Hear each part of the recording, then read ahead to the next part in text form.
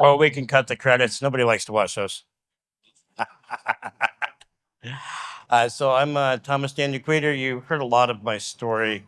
I'm going to give you a little bit more, and we're going to take questions and answers. But my friend Louis Rossman is going to come up as well. He'll also have a microphone to help you ask your questions so we can all hear you. Um, that's my story from 2014 on. Um, I've had over 2,000 fractures in life. I have osteogenesis imperfecta, causes brittle bones. And here I am, right, from upstate New York and Dallas, Texas. I have crossed the Mississippi over 30 times in the last 3 years when I previously thought that I would never, ever leave my home again because the systems didn't provide, as you know. I am also a disabilities advocate. And I can tell you, everybody here who's using equipment, can you raise your hands? Just if you can't, maybe somebody can raise it for you, raise theirs for you. Okay. So if you're using equipment, particularly if it's a wheelchair, no offense, um, then you are lucky. You are lucky to be here today. You are very, very lucky. I want you to know that for every person in a wheelchair that attends the Abilities Expo, there are hundreds, if not thousands, of people who can't leave their home or the institution that they're forced in because they don't get equipment that facilitates a full life. That's the problem. That's the huge problem we have. We have the resources. I'm a farmer. I know how to look at resources and decide what we can do with them. And that's what we should do. If you can do better, you should do better. So my initiative is to make sure that when the system drops someone, we're there to pick them up. And when the system makes it so that they can't get what they need, we ensure they do. And that's what open hardware is about. If you release one design, it becomes many designs. 3D printing took off because someone released one open hardware design that NASA now uses in space. Every 3D printer you see out there is based on that design. We are democratizing the engineering. And my friend Louis Rossman here, he's been a big supporter and a big help to our movement. He's also here for questions and should probably introduce himself. My name is Lewis. I met Thomas about a year and a half ago. I remember the first thing I thought when I saw this is like, why? Not to insult it, but there's nothing about this that couldn't have been made like 10, 20, or 30 years ago. It's not a flying wheelchair. It's not a hovering wheelchair. It just like it looks like dirt bike tires and a motor and a joystick. And even when we were just going around the outside here, I didn't realize that every single sided door was closed. I never follow instructions on how to get in any place. And he goes to find me, and he's just going over something that's like this, and there's a bunch of rocks on it. I'm just imagining how many of the chairs that even attended here would be able to go over that type of terrain. And you were pointing out the terrain around the facility. And you're trying to actually make it so that more people other than you can have something that's like this, that's not only repairable, but that actually gives you the ability to live a normal life, to be able to go outside, go over rough terrain, go over some rocks, go over short curbs, and get around all of the things that would usually result in an ADA complaint, instead just resulting in, I'm just going to go over this. And I'm proud to help them do more of it. Louis actually pointed something out. These are dirt bike tires. Do you know why I use dirt bike tires? Because I ordered them on a Friday, they arrive on a Monday, and we install them on a Tuesday, and I don't have to go through 6 months of appeals to get permission to move. We should not have to have permission to leave our homes. Let's start the questions. So, since these designs will be open source, how expensive do we estimate these to be? Like, if someone's building these based off of the design? Well, that's a good question. So the goal is nothing to the end user. The goal is a community movement. The goal is nonprofits networking. We already have repair nonprofits all over the country for this issue, and they want to build our designs. DME companies, I had a gentleman approach me while the movie was going. Right now, he's a DME company, and he wants to be involved. Right, and I said this in the movie. Right, everybody that sells these chairs and fits them, the ATPs, they wish they could do better. They see where the users have failed. So how expensive is it? I don't know. How expensive are a pair of working legs? Does it matter? Right? We are the most generous country in the world when it comes to benevolent funding or donations. Now, all we need to do is funnel that in the right direction. The beauty of a nonprofit is that rich people like tax write-offs. That helps. But as far as expense, I don't know, and I don't care. I mean, how expensive is a full life? How much would you pay for that? Look what it takes to get a liver transplant out of pocket. I don't care. We're going to do this anyhow. Nice. It will be cheaper than the system because there's no bureaucracy, right? Nobody's getting paid to drive 2 hours to come see you. Nobody's getting paid to file paperwork through a system that's going to spend a lot of money to not look at it, right? Hi there. I'm Diamond Debbie, and I'm a comic from Austin, and I'm also a wheelchair nerd. I've done 3 years of research in quantum rehab products, and I can do anything you can do. But the problem is, the minute I go outside, it voids a warranty on mine. Right now, the disparity in the United States is like an e bike, I can get a policy if I get hurt or if I damage my vehicle outside. But I was hit by a Tesla 7 years ago, and the Tesla got messed up because my quantum is strong and it is crash test approved by me, the DOT, and a Tesla. So I'd like to know if yours is also crash test approved. It will be. So this is actually based on a former model that was available. The patents are up. We have permission from the last remaining engineer to reverse engineer and release it as open hardware with upgrades. So the original was once hit by a pickup truck and went home afterwards. The user was fine. So in terms of crash testing, we will get there. In terms of quality, right, there's a lot of equipment that is very quality, but what happens when it breaks down? How long do you wait? And it does depend on where you are, who you are. If you're in the country, that service is very arduous. It takes a long time. If you're in an inner city poverty area, again, very lucky to be served at all. If you're here today, like I said, you are lucky. Are you guys going to make options for manual wheelchairs for attachments to give the manual wheelchair users the ability to do things as well? Because there's a lot of, no offense to a lot of the electric wheels that we can put on our chairs right now, but they don't work. And I'm active. I want to be able to do things, and I'm really strapped not being able to. Are you talking about a powered device to attach to your manual? You'll have to talk to my outreach director, who's also disabled and an engineer and has a computing product to the smart drive. And they tried to buy them and their design so that they could put it on a shelf and no one would ever get it. That is coming. They're in beta testing. Get my card, email me. I'll give you their contact. Can I help beta test? Yes. Because I'm rough and tough. I like going on trails. I work outside. I'm very hardcore on my equipment. Even though I'm in a manual chair, like I have to replace wheels all the time. I have to fix everything all the time because I work outside and hardcore. So their design is made out of e-bike parts, Okay. which means you can get it serviced in any e-bike shop. And I will get you their contact. You'll have to ask them specifically. I can't answer for them, but I know Okay. they're in beta testing and they're looking for users who are rough on it Okay. because they have a off-road version. Okay. All right. Thank you. Hi. Really inspiring work, Thomas. Really admire everything that you're doing.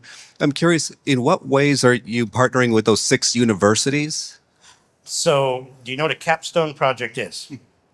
A lot of our engineering starts with a capstone project. That's not a finished design, but it's a good start. And then we get to teach the next generation of engineers how to think in a way that is better for the end user. When we go to a tech campus, and I'm going to go to Georgia Tech in January, when we go to a campus and we talk to students and we say open hardware or open source, they already know what it is, they already know it's ethical, and they get excited, right? So it starts with a capstone project, but we do contract engineers. Adapt, Devin Hamilton, right? He's our main one for the endurance power chair, and that's going to grow.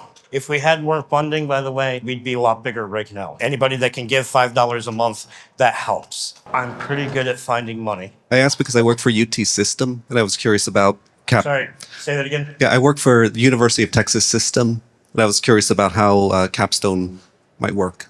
Right. So for the first, we're 3 years old as of October 14th. And so far, we've been lucky to hit on universities that do the capstone projects in sometimes a hackathon kind of thing for no money, right? They just want a project that makes their students passionate. But there are other universities that we want to work with that need funding.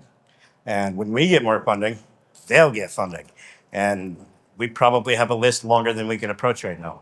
In fact, the growth potential for what we're doing is beyond would I ever imagine. Hi, Thomas. I love the idea of the project and everything. One of the fundamental core principles to open source, open hardware is to be able to, like, if you have the file, go ahead and do it yourself. So how would somebody who's in a rural community where they don't have a large DME supplier, would they be able to get those files, generate themselves a parts list, and go ahead and do it themselves, assuming they have the electrical knowledge to put all the bits together? So I'm going to address a few things in that question. First of all, the wheelchair user doesn't necessarily have to be the person who builds it. We have communities, we have people who care about us. There are repair shops for electronics and automobiles and ATVs all over the place, especially in the country, which is where I live.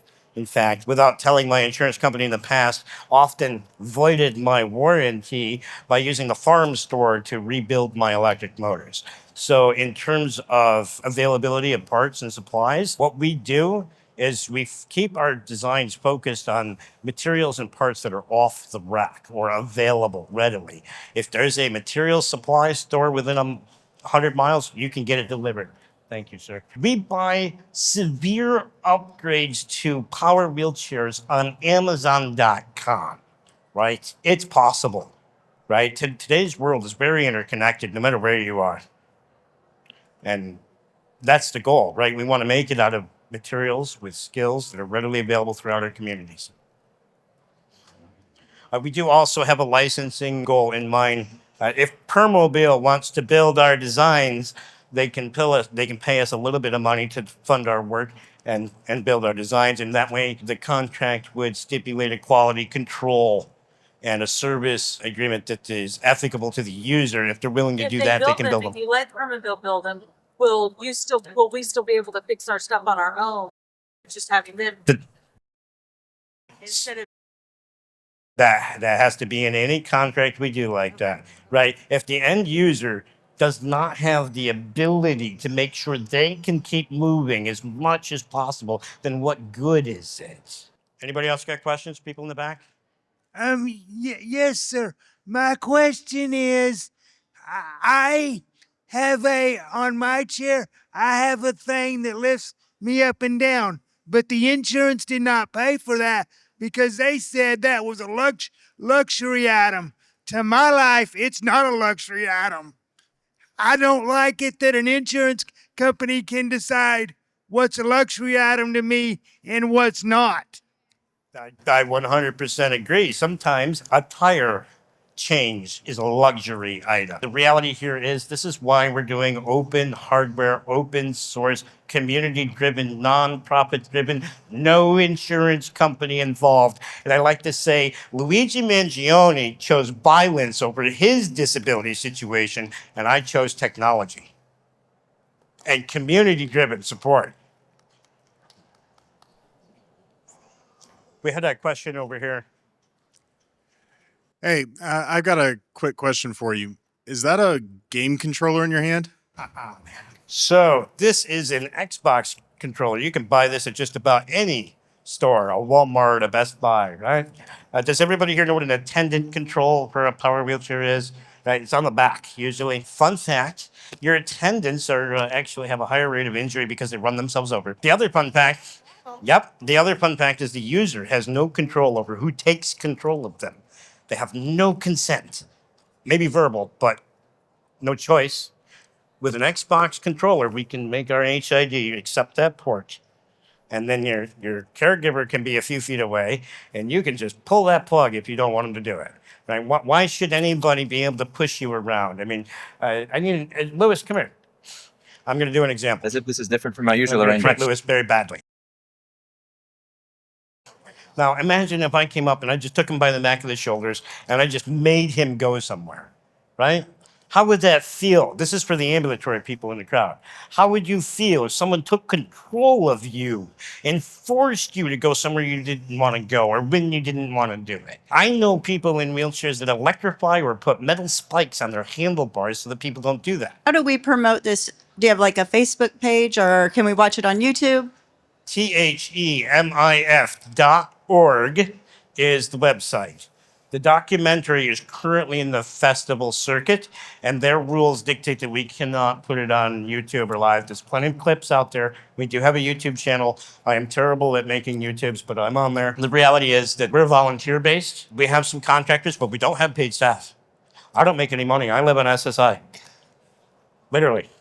I mean, I fed potential supporters last night in my hotel room with my Snap. The reality is that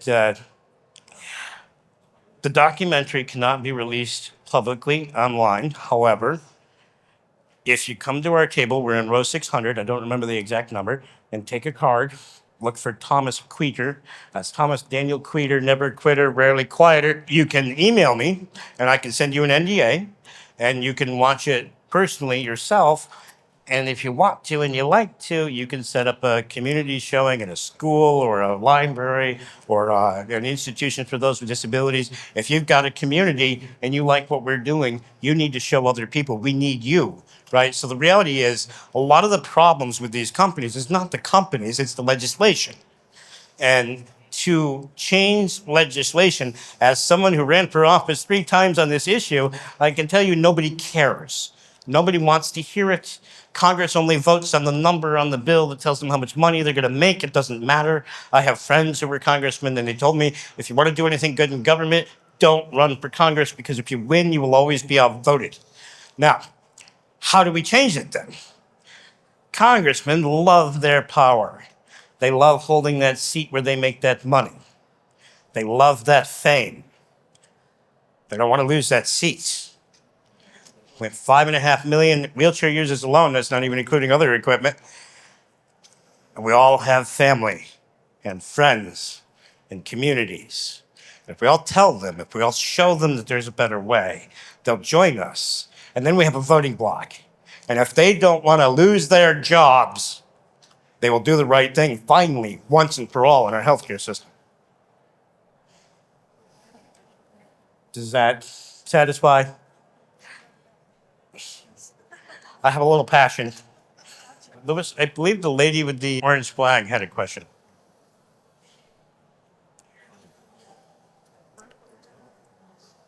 Sorry, I'm not very good at being Oprah. No, that's okay. Thank you, sir. And thank you for being here. My question is pertaining to that lady's. I had a mobile assist and they recalled it Yep. because everybody was running into wall. It doesn't work. That's the smart drive. It's on its Yes. 7th safety recall. It is famous for throwing people downstairs and into walls. Yes. Yep. And And as this nice lady was just talking about, I have a contact that has a competitive model coming out, and they're beta testing. So take my card, ask to get connected. I'm sorry, I can't hear you. Sunrise has E90 now, but it's not any better than the Smart Drive. Right. Say that Sunrise again. has the E90 now, and I have tried it, and it's still there's issues. So let's say all of the equipment was perfect, right? Let's say it was a great product. The real problem is repairability. You don't have the option to repair. The average wait time for repairs to DME equipment, particularly if it's powered, is 5 months. And that's the average, right? And I can tell you that sometimes it's 5 years aging out of the insurance cycle, because you're allowed to get a new chair every 5 years. I know so many people have been trapped in their homes for 5 years or going to institutions because of that. We can't do this anymore. We're going to be moving over to the side over there. If anybody has any more questions, thank you very much for taking the time. Thank you for being here, Liz. All right.